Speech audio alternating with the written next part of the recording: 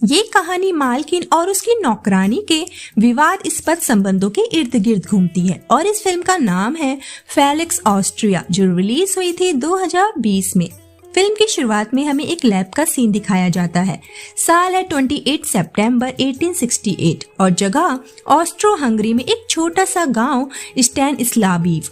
Doctor anger अपनी lab में काम कर रहे हैं, तभी उन्हें बाहर से लोगों की चिल्लाने की आवाजें आती हैं और वो देखते हैं कि बाहर आग लगी हुई है। वो भागकर बाहर जाते हैं और हमें पता चलता है कि ये आग डॉक्टर एंगर के घर पर लगी थी। इस आग में उनकी पत्नी जलकर मर जाती है और हम कारपेट में लिपटी 2 बच्चियों को देखते हैं। इनमें से एक है डॉक्टर एंगर की बेटी एडेला और उनके नौकर की बेटी स्टेफा। स्टेफा ने भी अपने माँ बाप को इस आग में खो दिया है। पड़ोसी इन दोनों को बचाने में कामयाब होते हैं। फिल्म 25 साल आगे बढ़ जाती है।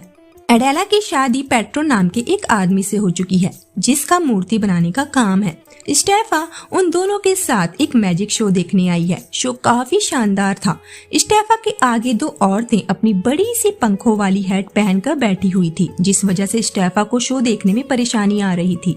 वो पेट्रो से सीट्स एक्सचेंज करने को कहती है, लेकिन वो मना कर देता है। एडेला पेट्रो से रिक्वेस्ट करती है कि वो स्टेफा के साथ अपनी सीट्स बदल ले, लेकिन पेट्रो को लगता है कि नौकरानी के साथ अपनी सीट्स बदलने की वजह से उसकी इमेज खराब हो जाएगी। स्टेफा उन दोनों औरतों से अपनी हैट्स उतारने को कहती है। उन औरतों को आर्ग्यू करता देख पेट्रो उसके साथ सीट बदलने के लिए मान जाता है और सब शो का आनंद लेने लगते हैं। शो में एक छोटा सा बच्चा अपनी फ्लेक्सिबल बॉडी से सबको एंटरटेन कर रहा था। इस बच्चे का नाम है फेलिक्स और ये इसी मैजिशियन का बेटा है। जादूगर अपना जादू दिखाता रहता है। उसके बाद चैप्टर 1 शुरू होता है, जिसका नाम है द मेड। स्टेफा घर की छत से टपकने वाली पानी को बाल्टी में इकट्ठा कर रही है। पेट्रो स्टेफा के पास आता है और उससे एडेला को देने के लिए नींद की दवा मांगता है, क्योंकि मैजिक शो देखने के बाद उसे नींद नहीं आ रही थी। जाने से पहले पेट्रो उसे बताता है कि कल उनके यहाँ नए पादरी आ रहे हैं, तो स्टेफा को उनका खास ध्यान रखना है। उसके बाद हम स्टेफा को बाथरूम में देखते हैं। फिर वहाँ एडेला आती है। स्टेफा उसे अपने हाथों से नहलाती है। एडेला के पर्सनल से पर्सनल काम स्टेफा ही क्या करती थी।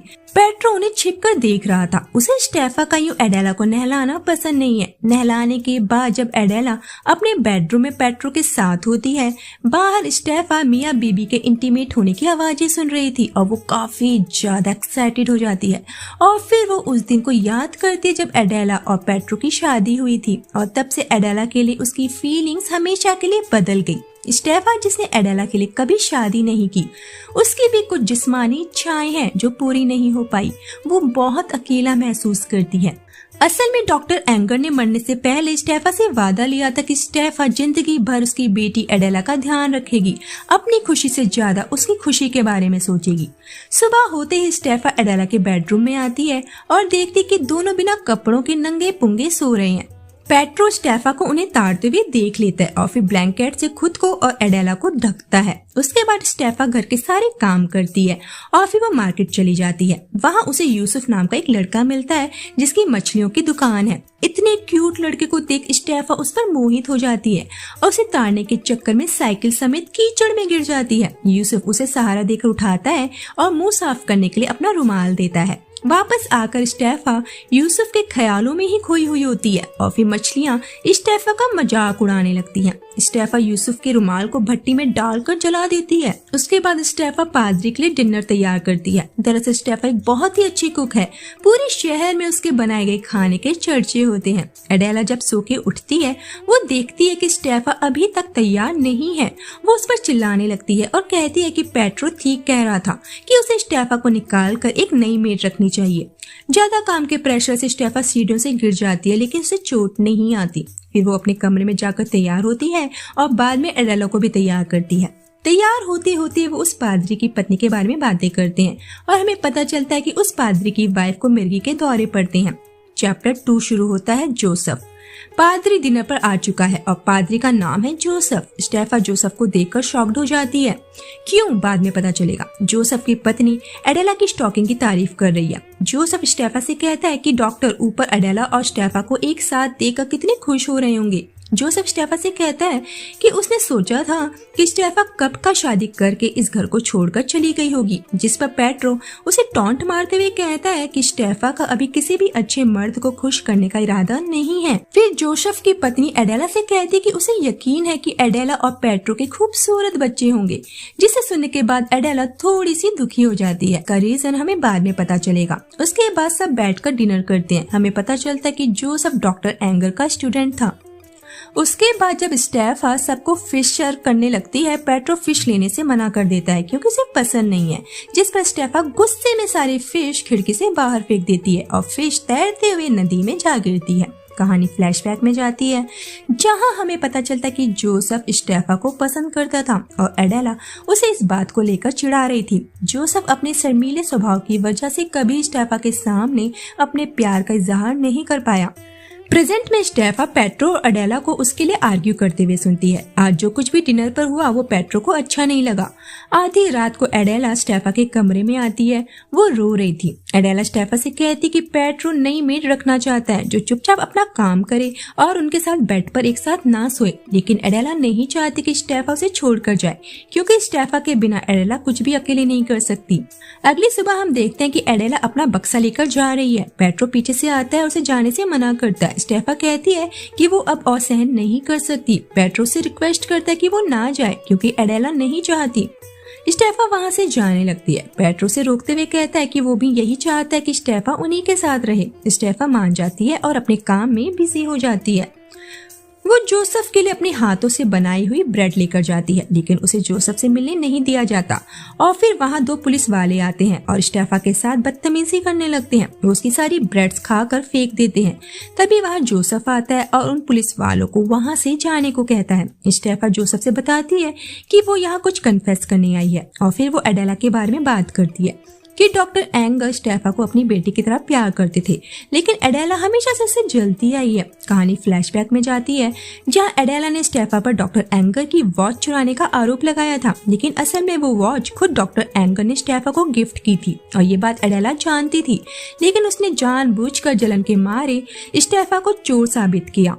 और डॉक्टर एंगर ने भी झूठ कहा कि उन्होंने गलती से ये वॉच स्टेफा के कोट में रख दी थी, ताकि एडेला को ये महसूस ना हो कि वो स्टेफा को एडेला से ज्यादा प्यार करती है। स्टेफा बताती है कि एडेला को सब कुछ चाहिए, लेकिन वो बदले में कुछ भी नहीं देना चाहती। शायद इसीलिए उसे भगवान ने आज तक औलाद नहीं दी। जोसेफ स्टेफा से एडेला को माफ करने को कहता है।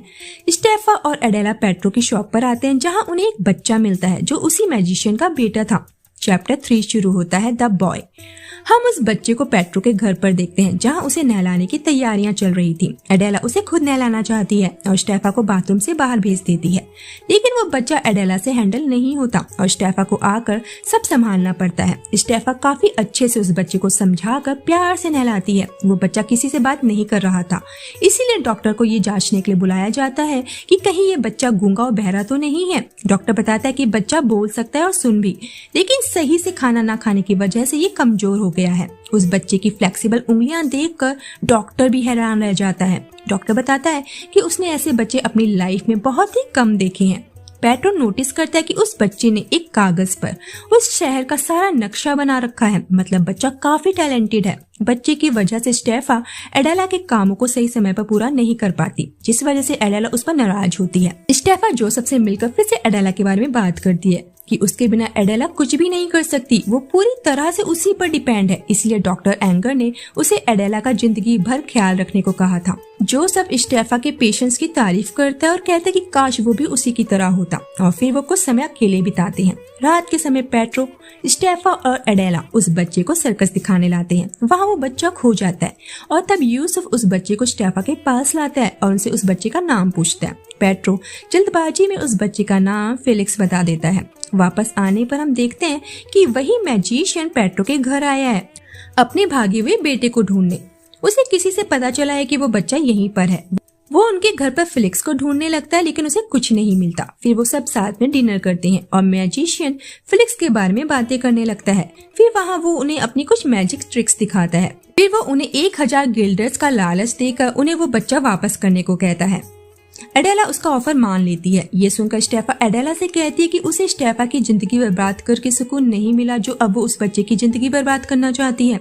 पेट्रो मैजिशियन को वहां से जाने को कहता है। रात में स्टेफा फिलिक्स को लोरी सुनाकर सुला रही है। चैप्टर 4 शुरू होता है। एडेला जोसेफ के घर आई है। जोसेफ के घर की हालत काफी खराब है, चारों तरफ गंदगी फैली हुई है, जिसे देख एडेला वहां से वापस जाने की बात करती है। लेकिन जोसेफ की पत्नी उनसे ना जाने की रिक्वेस्ट करती है और बताती है कि वो बहुत अकेली है। जोसेफ अपने काम में बिजी रहता है, उसके पास कोई भी नहीं है बात करने के लिए। वो एडेला की हेयर क्लिप की तारीफ करती है। एडेला उसे वो क्लिप गिफ्ट कर देती है। स्टेफा उसके घर की साफ सफाई में लग जाती है और तब उसे बुक रैक से जोसेफ की पुरानी फोटोज मिलती है और कहानी फ्लैशबैक में चली जाती है, जहाँ एडेला स्टेफा के पास आती है और बताती है कि शायद जोसेफ आज स्टेफा को प्रपोज करने वाला है। वो स्टेफा को अलमारी में छिपने को कहती है और स्टेफा देखती है कि जोसेफ एडेला को बुके दे रहा है और फिर एडेला उसे किस कर लेती है। ये सब देख स्टेफा को काफी दुख होता है।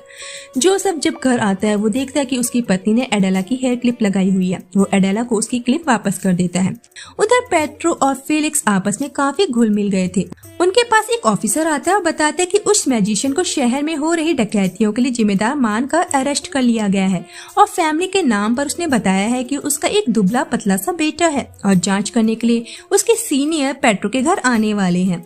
ऑफिसर के जाने के बाद एडेला पेट्रो से फेलिक्स को उस मैजिशियन को लौटाने को कहती है। ये सुनकर स्टेफा एडेला से कहती है कि फेलिक्स मुझे पसंद करता है, इसीलिए एडेला उसे स्टेफा से दूर करना चाहती है। अब पेट्रो को एक आइडिया आता है। वो फेलिक्स को मोटा करने के लिए उसे ठूस ठूस कर खाना खिलाने लगते हैं। स्टेफा को एक लड़की से पता चलता है कि यूसुफ की डिमांड मार्केट में काफी ज्यादा है, हर लड़की उससे शादी करना चाहती है। बाद में हम यूसुफ को स्टेफा के साथ बात करते हुए देखते हैं। यूसुफ कहता है कि पूरे शहर को पता है कि स्टेफा काफी अच्छा खाना बनाती है और ये भी वो बिना सैलरी लिए एडेला के यहाँ काम करती है और वो उसे कुत्तों की तरह ट्रीट करती है। जिसे सुनने के बाद स्टेफा वहाँ से चली जाती है और हम उसे जोसेफ के घर पर काम करते हुए देखते हैं और तभी जोसेफ की पत्नी को दौरे पड़ जाते हैं। जोसेफ स्टेफा से कहता है कि वो उसे उसके काम के पैसे देने के काबिल नहीं है। ये सुन स्टेफा रोने लगती है।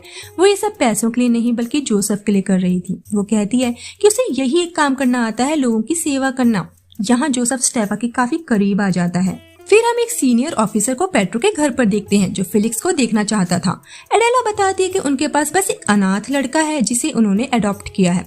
और फिर हम एक गोलू मोलू फेलिक्स को देखते हैं जिसे खाना खिला खिलाकर ऐसा बना दिया गया था ताकि वो किसी की पहचान में ना आए। ऑफिसर्स उनसे माफी मांगकर वहां से चले जाते हैं। फिर हम स्टेफा को उसकी रेसिपी बुक के साथ देखते हैं। एडेला का जन्मदिन आने वाला है और स्टेफा को सारी तैयारियां करनी है। जोसेफ एडेला से मिलने आता है और स्टेफा उन दोनों को गले मिलते हुए देख लेती है। यूसुफ स्टेफा से मिलता है और उसे उसके साथ एक रेस्टोरेंट खोलने का ऑफर देता है।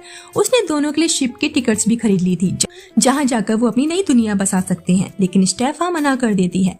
चैप्टर 5 शुरू होता है। स्टेफा एडेला का आज जन्मदिन है। कई सारे लोग घर पर आए हुए हैं। स्टेफा काफी टेंशन में लग रही है। पेट्रोस के पास आता है और उसे इन सब अरेंजमेंट्स के लिए थैंक्स कहता है। वो अपने पुराने बिहेवियर के लिए भी उससे माफी मांगता है। कुछ देर बाद स्टेफा सारे मेहमानों के सामने बताती है कि एडेला का पाद्री यानी कि जोसेफ के साथ अफेयर चल रहा है।